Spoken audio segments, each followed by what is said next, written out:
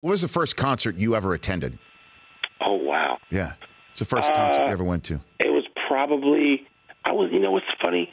As much as I love music, for another day, I was a musician in an earlier teenage life. Okay. Earth, Wind & Fire, as probably a high school senior or college freshman, which for me would have been 17. Where?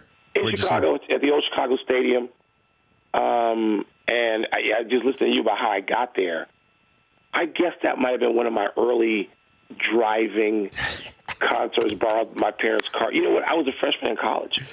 I was in Evanston, and I took the train home, got their car because I wanted to, probably impress some girl. Nice. And but it was a slew of us. It was probably like, 6 people in one of those big old Chrysler New Yorker sedans. And, that's the first thing I remember. That's got to be it. Speaking of the old Chicago Stadium, let's dig into it. Is it a legit question about Jordan versus LeBron now, in your mind, Michael? No. I mean, look, I hesitate to ever get involved in it, Rich, because Me too. LeBron is one of the, to me, my Mount Rushmore of pro basketball is Russell, Magic, Jordan, and LeBron. So I think LeBron is one of the 4 greatest players who ever lived. But no, I mean, there's so many things that we could get into that, but I hesitate because it makes it seem like I'm hating on LeBron. I'm not. I love watching LeBron James. When LeBron James leaves, the league is going to suffer a hangover, maybe nearly as much as when Jordan left. I mean, and Jordan obviously took years. It took changing the game when Jordan left. But I mean, there's things that people don't consider, like, when Jordan played, there was a forearm in the back that people could legitimately employ, legally, forearm in the back, hand checking. Hubie Brown said the other day to a group of us, before you take this question up, tell me about today's player, and if you had 2 hands you could put on that player legally the entire game. Michael Jordan averaged 37 points a game with that. And the other thing that for me, and again, not only do I not resent LeBron and the decision, I was fine with it. But Michael Jordan didn't go anywhere and have to hook up with another player to win his first 2 championships.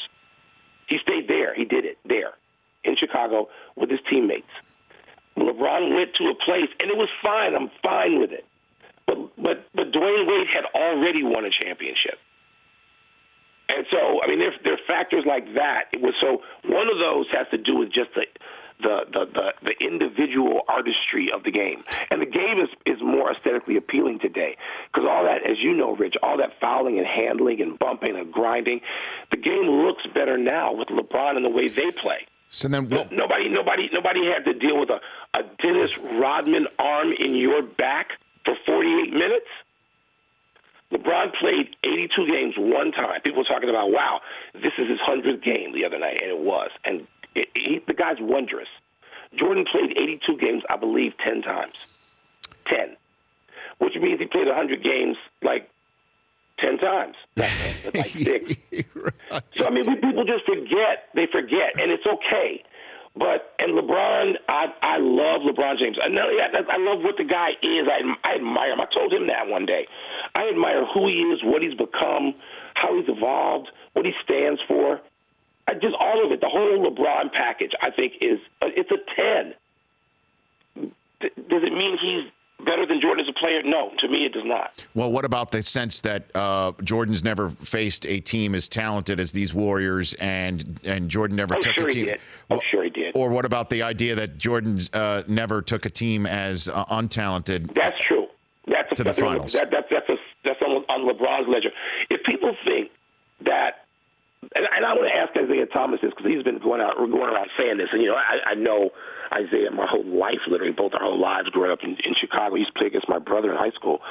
I want to ask Isaiah this: do you think that any team defensively today is as good as your bad boy Pistons? And of course, the answer is going to be no. Right. So what is Isaiah talking about? Like, I mean, that team defensively, you think the Warriors would just go and put up 120 with a forearm in the back and hand checking against Rodman and Joe Dumars and Isaiah and Laimbeer and Buddha and Sally? Come on. I mean, this team is not more talented than those teams. This Warriors team is not more talented than Magic's 80s Lakers. This team is not more talented than Bird, McHale, Parrish, Ainge, Dennis Johnson. It isn't. They're not. People like to say it because they don't remember. Because, oh, get off my lawn, old man. See, I was there for both of them. I love the Warriors. Love them. But the notion that, 4 Hall of Famers, they got 4 future Hall of Famers. What, Boston didn't have that? Johnson, Bird, Magic, Parrish, and McHale in that 4 with diverse talents. So, the Rockets just put up 27 threes. That's you think Michael Jordan would have found a way to score before they got to 27? Yeah.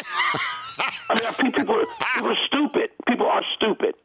They are. They just like saying these things because now we're more ignorant of our history than ever before. And I don't mean sports history or basketball history. I mean history.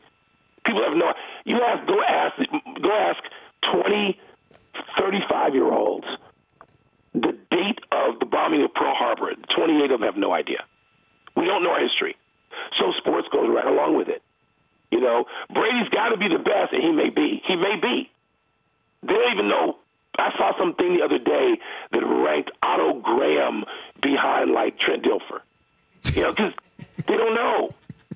And so this basketball series is not even a referendum on any of that to me.